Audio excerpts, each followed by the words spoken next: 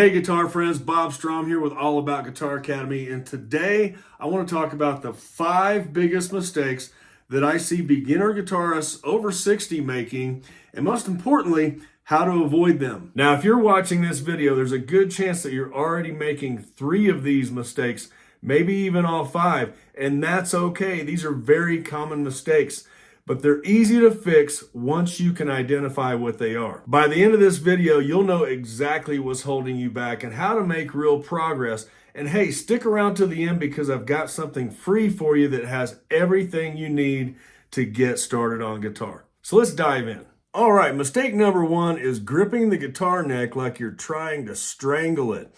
You see how white my knuckles are and the tension that I've got in my forearm? This is what I see all the time with new students. And hey, I get it. When you're first learning guitar, you feel like you have to press really hard to get a good, clean sound. But you don't have to press as hard as you think you do. In fact, gripping too hard on the fretboard does 3 bad things. 1, it wears out your hand faster, especially if you have arthritis or any hand stiffness. 2, it actually makes it harder to switch between chords smoothly because your muscles are all locked up. And 3, it teaches your brain the wrong muscle memory, so you'll have to unlearn this habit later. So relax that stiff hand and all those muscles, and I want you to do this instead. I call this the butterfly grip. And what I mean by that, imagine that you're holding a butterfly in your hand. You need to hold it firmly enough so that it doesn't fly away, but gently enough that you don't crush it. That's the pressure you need on the fretboard. See, clean sound, no death grip necessary. Now in my free fast start kit, which I'll tell you about at the end of the video, I go into much more detail on this concept of proper hand positioning, how to make smooth chord transitions. But here's what you can try for right now. When you make a chord, before you move to the next chord, shake your hand out, loosen up a little bit, and then lightly use that butterfly grip, go to the next chord, and then do the same thing again. I know it might seem a little silly, but this will help you to build that muscle memory. Then go to the next chord, and then take your fingers off of the fretboard, shake them out, and then go to the next chord. All right, that's mistake number 1. Let's look at mistake number 2. Okay, mistake number 2 is practicing on guitar without any kind of clear structure or a plan. And I see this all the time. You watch a video on bar chords on Monday. Wednesday, you're watching someone else teach blues scales. Friday, a different teacher is showing you finger picking. Sunday, you realize you haven't actually gotten better at anything. Look, I love YouTube. In fact, you're watching me on YouTube right now.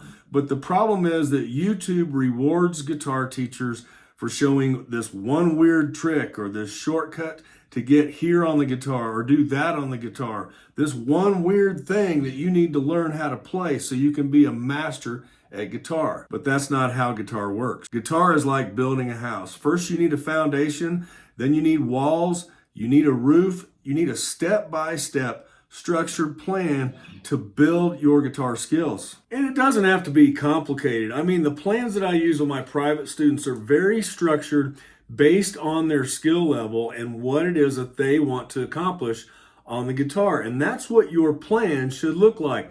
Not just scrolling around on YouTube, watching this video, this teacher, that teacher. That's going to take you nowhere except confusion, my friend, because there's no structure. You're just noodling around. Now, don't get me wrong. You can learn a lot from YouTube, and I hope that you, if you're a subscriber, you're learning a lot from watching my weekly videos. But we're talking about structured plans. A structured plan is what's going to get you from point A to point B. And along the way, you're going to have homework. You're going to have practice time. You're going to learn a new skill each lesson, or keep focusing on the skills that you need to focus on to master on the guitar. Mistake number 3 is trying to play everything at full speed right away.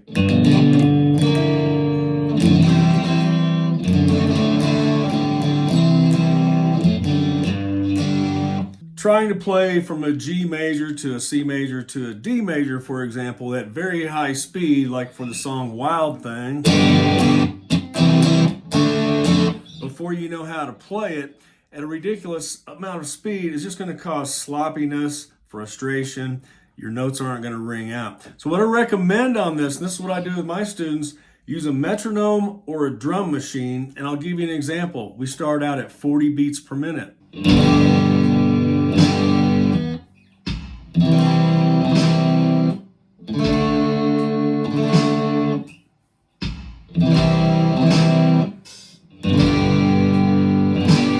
Then after you master your chord change and it sounds clean, crank the speed up a little bit to 60 beats per minute.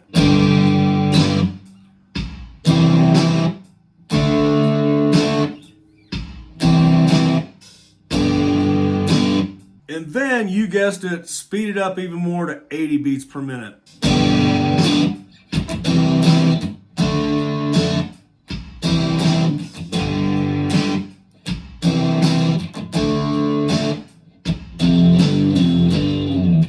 And this is what I call the slow build method. Starting out really slow, like the tortoise and the hare story, it applies here. I once had a student, 68 years old. He was trying to nail a guitar solo that I was teaching him, but he was going way too fast. We slowed the speed way down, built up about 5% faster each try, and he finally nailed it. So try that. Okay, let's talk about mistake number 4. Ouch! Mistake number 4, and this is a big one, is ignoring pain signals. If you're in pain while you're playing the guitar, you're doing something wrong. Pain is not okay. I'm not talking about finger calluses or anything like that. I'm talking about your elbow, your shoulder, your wrist, your strumming hand, any of those areas of your body, your back. If you feel pain, you're doing something wrong. So here's what I would tell you on this. You're probably doing something wrong, like holding your fingers in the wrong place. If you notice when I was playing that Iron Man riff, I had kept my thumb up here while I was trying to do a power chord. That's not good. You need to have somebody notice that, or film yourself so that you can notice where your fingers are, for example. My thumb should have came down as I went up the fretboard and created a power chord, because I need the leverage back here to make those types of chords. Having your thumb up here is great for open chords like G and D and C, like that, what we call cowboy chords. But once we start doing power chords and bar chords, the thumb comes down. So that's just one thing that could be causing pain. Another thing is if your elbow is not in close enough, especially on bar chords, for example, it's going to be more difficult to press down on the strings, and you're going to feel tension in your fingers and in your wrist. It's going to cause pain. Same thing with not wearing a guitar strap. Like I'm not wearing one right now, but that's okay. I've been playing for almost 50 years. I know when I need to wear my guitar strap.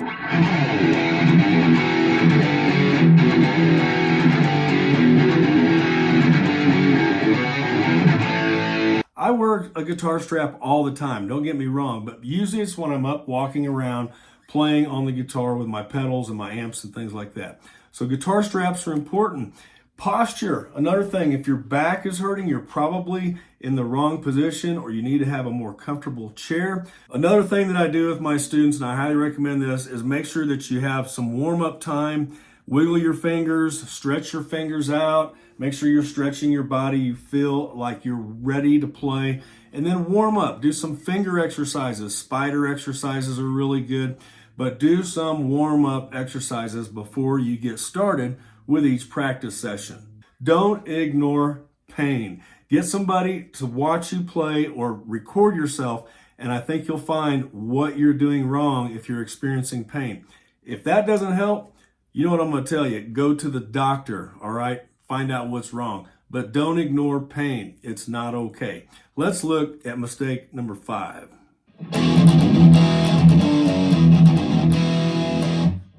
Okay, mistake number 5 is not having clear goals. And I'll kind of start this last mistake explanation by asking you a question.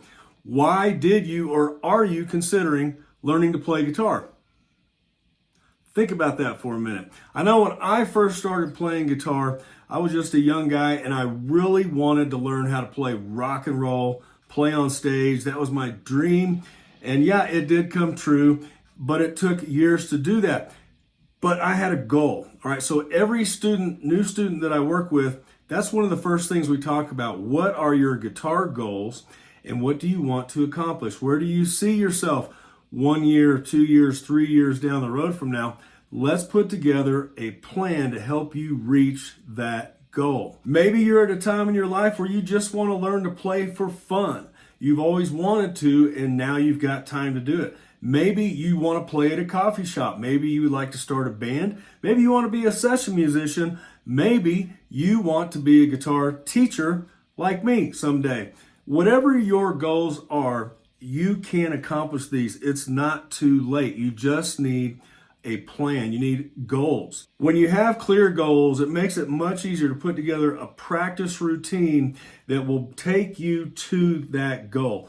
And the truth is, if you don't have a clear goal, according to Fender, 90% of guitarists quit within the first year, usually within the first few months. And I believe it's because of not having clear goals, not having a structured plan, trying to make chord changes too fast, too soon, gripping the guitar like a death grip, too tight. Also, ignoring pain. Those are the 5 things that I see and have seen a lot with students, which has helped me to become a much better guitar teacher. So here's what I want you to do. If you're just starting out on guitar, make sure that you grab your free fast start kit, okay? You get it at bobstrom.com. It's totally free. 6 weeks of lessons to help you get from point A to point B, learning your first song. We've had students learn in less than 6 weeks how to play their first song. All you have to do is go to bobstrom.com. Another thing you should do is like and subscribe if you like this kind of content. We do lessons every single week here at YouTube. It's a great way to learn more about the All About Guitar Academy, learn more about my teaching style. So please like and subscribe if you enjoyed this content. And if you're 60 plus like me, you might be thinking, I'm too old, Bob, or I don't have time to do this. You do have time and I want to help you. So go and get that fast start kit. Age is not your problem. The problem is most likely the lack of a structured plan. And we can help you with that. Start with the fast start kit. Go to bobstrom.com. It's totally free. And I can't wait to see you in the next video. Make sure you check this one out here or this playlist down here. Stay tuned for more.